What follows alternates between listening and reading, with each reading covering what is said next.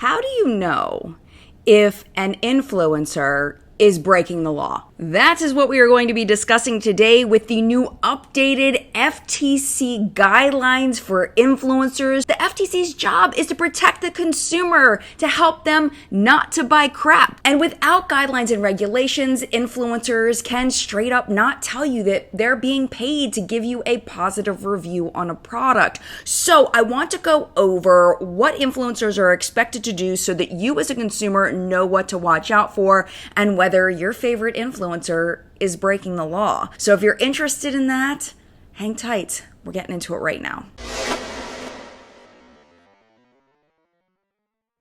So this is what happened. So basically back in 2020, a handbook was released for influencers. It was called Disclosures 101 for Social Media Influencers. It was the first time that the FTC had given guidelines to influencers and brands on how they wanted things to be presented in order to protect the consumer. But the problem with it is that people had questions. A lot of questions. There were over 100 substantive comments about the document submitted to the FTC. So they've, I guess, spent the past 3 years-ish going through, looking at this stuff. I'm sure they're doing other things too, but going through and looking and updating the guidelines and making things a little more clear so that we know as influencers what we should be doing. Brands should know how to protect themselves, and customers also can know who they can trust, who is following the guidelines and who is not. There is a new document that has been published. Of course, both of these documents, the 101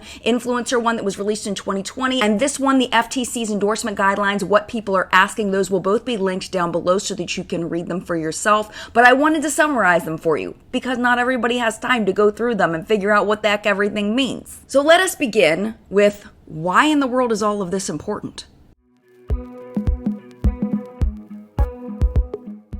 Without fail, every time I make a video on the rules for influencers, I have people comment about why is this important because they don't personally use influencers or online reviews for their purchasing decisions. But the thing is even if you don't personally use influencers, the FTC has a responsibility to protect all consumers, not just those who don't use social media influencers, but those that do as well. And as a person that is recommending products, doing public reviews, it's important for the consumer to know if I've received the product for free, or if I'm being paid to tell you how amazing the product is. It helps the consumer to know what they're getting into, and then they can make their own personal decision about whether that sponsorship or free product will impact their trusting of the person who's presenting that information. This is what the guidelines say, quote, under the law, an act or practice is deceptive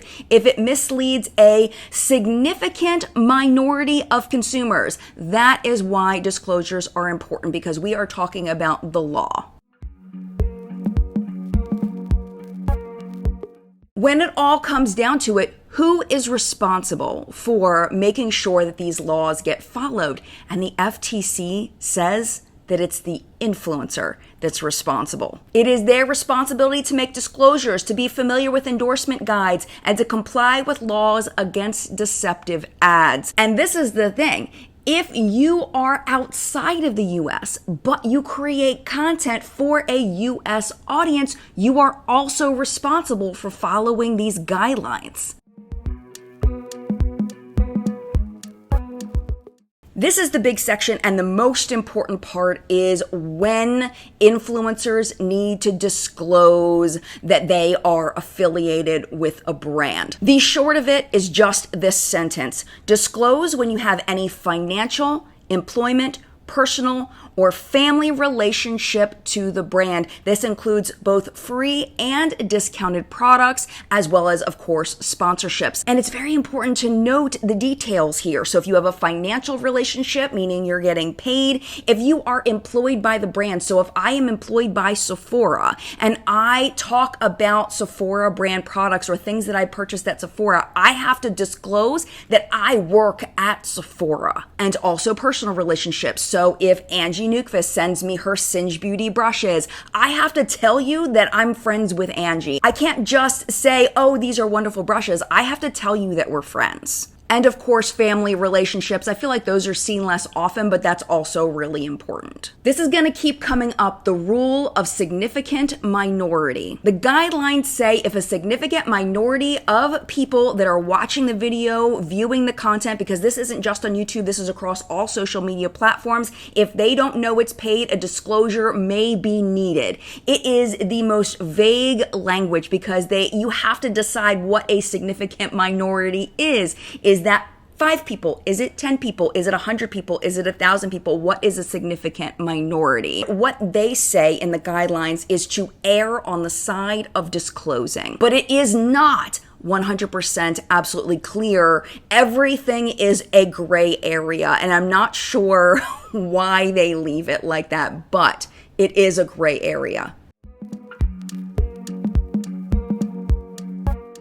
Now we get into a bunch of questions, a bunch of what ifs.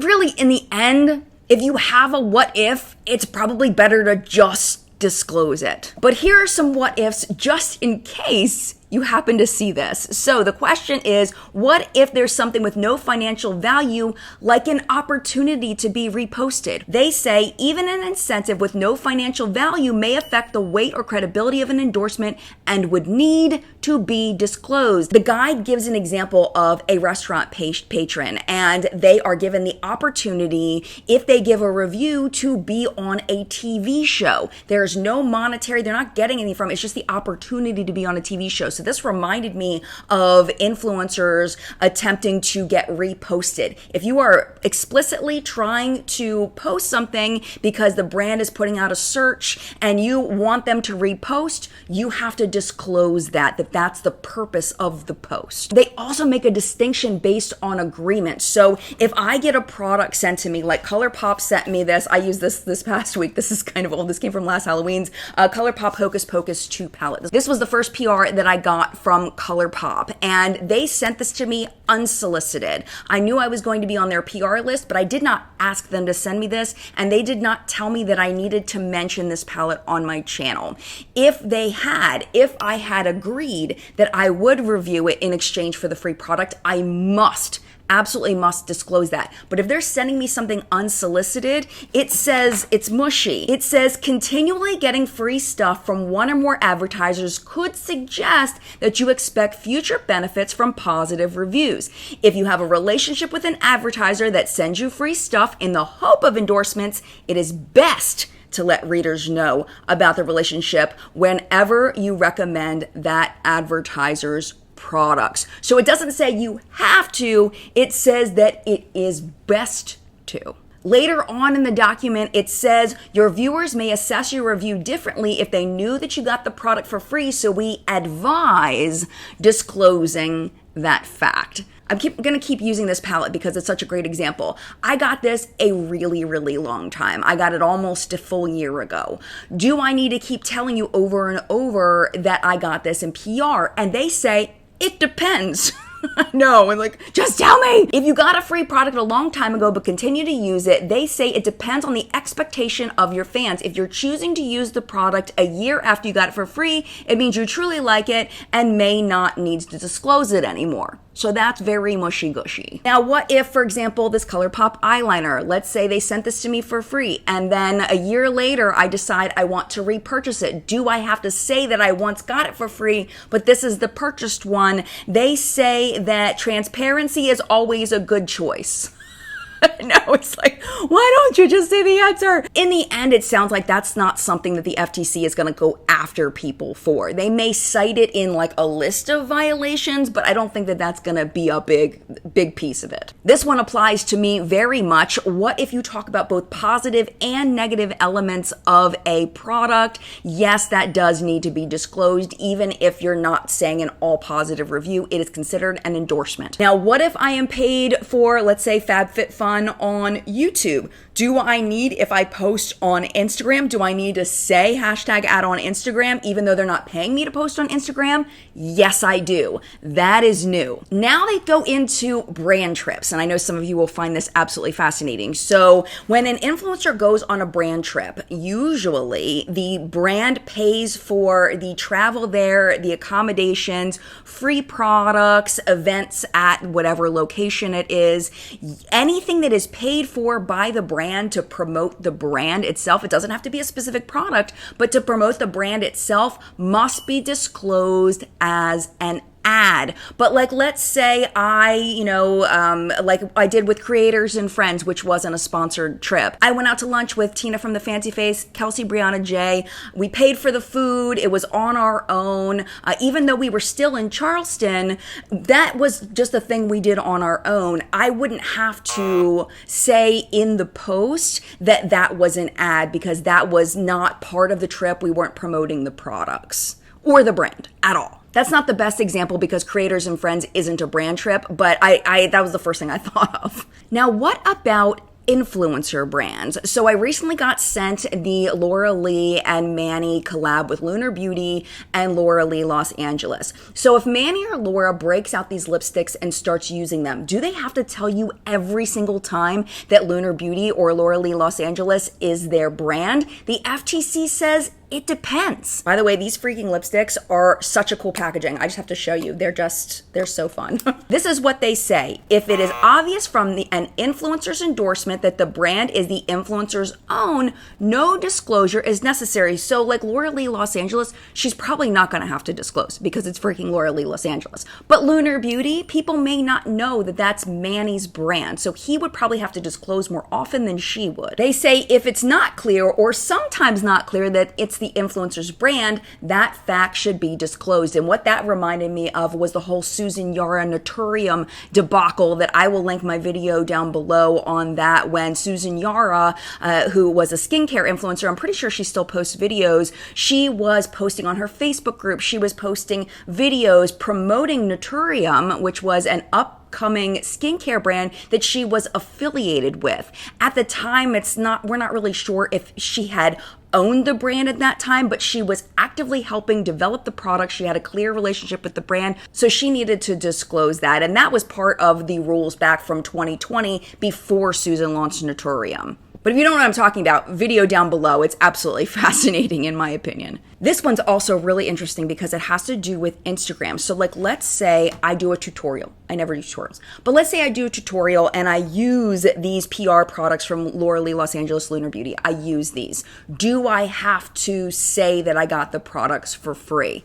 Maybe. If I don't mention what products I'm using, I do not need to disclose. But if I tag the brand, if I at the brand, if I am actively promoting the brand, I do have to say that these products were sent to me. Now, I can use hashtag ad even if I wasn't paid for it because they didn't pay me to talk about these. They just sent them to me for free. But I can still, if I want something very concise, I can do hashtag ad whether there was money involved or not. This is the quote from the article. Simply posting a picture of a product on social media, such as on Pinterest, or a video of you using it could convey, even without words, that you like and approve of the product. If it does convey that kind of positive message, the post is an endorsement. It continues, if you don't mention what the product is or tag the brands, you don't need to disclose. So that counts for clothing as well. As a hypothetical example, this shirt was from Stitch Fix. I do not have any kind of sponsorship or partnership with Stitch Fix. I paid for this. But let's pretend that Stitch Fix sponsored my videos. I would, if I talked about this shirt, if I said it's from Stitch Fix, I would have to tell you, yes, they sent it to me. But if I just wear the shirt in the video and I don't even talk about where I got it from, I don't have to disclose that it was sent to me for free. And the last one, I hadn't even thought about this. But what if you are being paid to say that you want a product? I've never seen this done, but let's say with the launch of the Lunar Beauty and Laura Lee Los Angeles collab, what if they paid influencers to say that they were excited about the launch? Would that need to be disclosed? Yes, it would. Even if you don't have the product in hand, even if you haven't been sent it, if you're being paid to promote it, you have to disclose it. The next massive section has to do with how influencers must disclose their sponsorships, their PR, their endorsements in general. Here's what it is. The disclosure must be hard to miss. It has to be in the post itself, not just in the description. It cannot be hidden in the hashtags. It can't be buried in the middle somewhere. It has to be apparent to anyone looking at it. It has to be simple and clear. It has to use terms like ad or sponsored. You cannot just put ambassador or spawn or collab or SP. I've seen that before. You can't do that. It has to be specific. You also can't use hashtag endorsement because the FTC says that that is not clear enough. It needs to be hashtag ad, hashtag sponsored. If you want to use the term ambassador, it would have to be hashtag benefit ambassador, hashtag Maybelline ambassador. They now have a clarification for TikTok specifically that did not exist before. They say it must be big enough for the viewer to see and contrast with the background, and I'm wondering if that came out of the L'Oreal sponsorship situation with the telescopic lift mascara. I'll show you on the screen right now what some of the ads looked like for that. It's not okay. It's not okay. I'm glad they clarified this. Now, this is very interesting. On YouTube, it is not enough to just put the disclosure in the video description. You must have the disclosure above the fold. So before you hit show more, and that's everywhere, that's Instagram too. And you also need to either say or put text in the beginning of the video that says that it is sponsored. They recommend both of them. And a company that has always done a really good job with this, even before this was explicit, is FabFitFun. You'll notice that anybody that works with FabFitFun, we have to say, this video is sponsored or partnered with FabFitFun, and we have to put hashtag FabFitFunPartner in the corner of the video along with the disclosure in the top of the description box. They were the first company I ever worked with that made me do that, and at first I was like, and I didn't really like it because it was like it's junking up the top of my description box, but I understand it is really, really important. It was more like I just thought it was ugly. I wasn't thinking that far, and also I was saying it in the video. I was putting the hashtag in the corner. It was just the description box kind of junked it up a little bit. But now that's standard. You have to do that. The only exception is sometimes you'll see a sponsored ad in the middle of a YouTube video. They said if you, let's say, do half your video, you put the ad in, and then you continue, you can put the sponsorship information at the beginning of the ad. It doesn't have to be at the beginning of the video. This is something that is new that I am going to have to start doing because I was not doing this. I know some people do this. I'm pretty sure that Robert Welsh does this. This is, I think, the first person that I've seen do this. Affiliate links. So when you open up the description box and there's a bunch of affiliate links, I use them through a company called Howl. I still use Reward Style. There's a couple of other affiliate links. I have to now say that in the video. So for like favorites and fails countdown, I have to say now that if you click the links, I could earn a small commission. And I'm assuming that also counts for the new shopping bar that YouTube has added underneath videos, that if people are using that, I can just say very simply, any links down below that you click on to buy a product under this video, I could earn a small commission. So thank you for using that and supporting my channel, and just leaving it at that. It's not enough to just put it in the description box like I have for the longest time. I may earn a small commission in the text above the link. No, they want you to say it in the actual video, which is totally fine. I don't mind doing that. I just didn't realize I needed to do that, so I'm gonna start doing it now. Another question is, what if you say thank you to the brand? So like I can say, thank you so much, ColourPop. But that's not enough. I have to say, thank you so much, ColourPop, for sending this over, or thank you so much, ColourPop, for sponsoring this video. I can't just say thank you. I have to say thank you for what?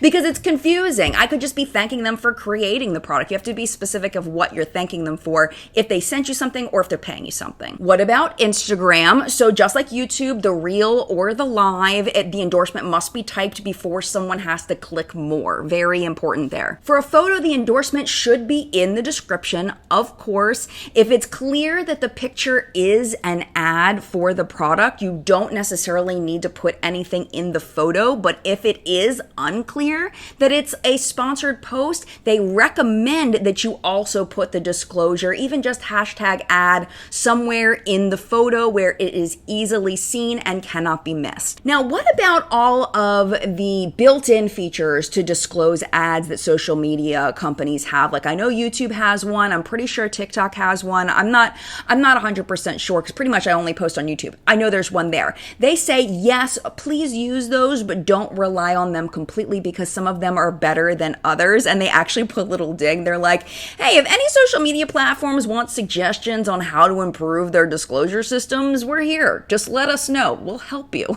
What about Twitter and Facebook? So they admit that those are more difficult platforms to disclose an ad. They say all they want you to do is just put hashtag AD. Three characters on Twitter is not a lot, especially if you pay for Twitter Blue. Then you have unlimited characters. But just putting hashtag ad or paid promotion in the post, they say it shouldn't be hidden within a larger post. Like, so if you do have Twitter Blue and you have a really long post, you shouldn't have hashtag ad at the bottom of it. It really should be the very first thing that you see in the post is paid promotion or ad. They showed hashtags like this.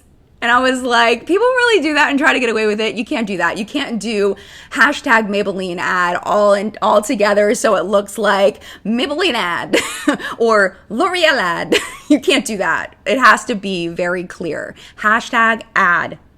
Simple. I've had people ask me this specifically, is a personalized discount code enough to show that you're affiliated with the brand? And they say, again, it depends on whether a significant minority of viewers will understand the relationship. They suggest erring on the side of disclosure. Some things that are not okay to say. Things like, Maybelline asked me to try their product. If this doesn't tell the whole story, then you can't just say they asked me to try their product. You have to say what actually happened. Like we talked about earlier, you can't do hashtag ambassador, hashtag partner, hashtag gifted, hashtag free product. I used to use gifted all the time. You can't just say gifted. You have to say hashtag gifted by Maybelline, hashtag ColourPop partner, hashtag Maybelline partner. Like you can't, it has to be very specific. When do you not need to disclose? One thing I don't need to disclose is I don't need to tell you about this Give by Gwen Stefani eyebrow pencil because I paid for this with my own money. So I don't need to say anything about it. I can just use it, not say anything. The other thing I don't need to say is, let's say I get my Sephora birthday gift and I want to use that in a video. I don't need to disclose that I got that for free as a birthday gift. If it's just a general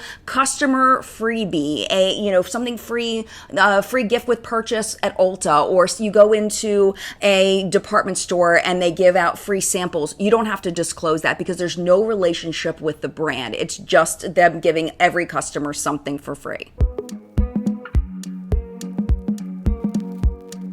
And then they have a whole section about lying, which I thought was very interesting. They said things like, you can't talk about a product you've never tried. Makes sense. You can't say you use something all the time if you've only used it one time. I remember a long time ago, there was an influencer who clearly opened up a PR box and started taking things out. It was like a sealed box. They took things out. They had no idea what anything was. And then they were talking about how they use the products all the time. And it's like, dude, really? Like, we just saw you open the box. How can you possibly say that you use it all the time? So now it is very explicitly said, you can't do that. That was probably like 2016. That was a long time ago. You also can't lie about your experience. You can't say you love something when you really didn't love it. You also can't make, this is very important, especially for skincare influencers, unfounded claims. So like, I can't say that this brow pencil makes my eyebrows grow longer, even if I believe that it does. I can't do that. I can't say that this helps prevent wrinkles because it doesn't. And with skincare, it's very specific on different things that you can and can't say about the functions of a cosmetic, because if it changes the way that the skin functions, it's technically a medical product. So like, for example, SPF, that is considered a medical product. And if I say, like, let's say a vitamin C product protects my skin from the sun's rays, I can't do that. I can't say that because it's not, vitamin C doesn't have a medical claim like that. A great example of this is I can't say that a skincare product got rid of my wrinkles. I can say it got rid of the appearance of my wrinkles, but I can't say it got rid of them completely. Like, it's the difference between a retinol and Botox.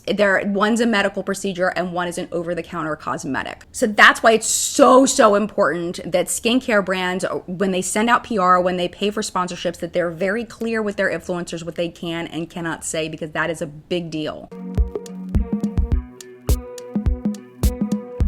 Where I want to end this is, I think, the end game of the whole thing, and where I want to kind of bring this. Have any influencers been held accountable for false advertising?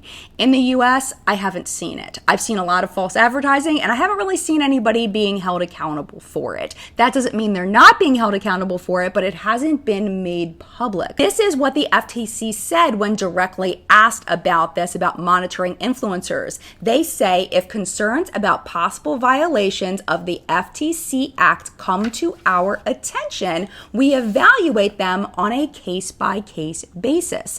If law enforcement becomes necessary, our focus usually will be on advertisers or their ad agencies and public relations firms. So even though in the very beginning of Influencer 101, how to disclose, they say that the influencer is responsible, it sounds like they're going after the brands first. But then they clarify, action against an individual endorser might be appropriate in certain circumstances. For example, if the endorser hasn't made required disclosures despite warnings. So it does sound like that the train of being held accountable is going to first go to the brand. They're going to talk to the brand and say, hey, dude, your influencers aren't following the rules. If that doesn't work, the brand could be held accountable. If the influencer is found in repeated violations, not just one, but repeated violations, then they could go after the influencer. But I feel like this is going to be something that is going to take like warning. Okay, fine. That's it. We're done with you. We are now going to fine you or whatever it is. It doesn't even say what the consequence is.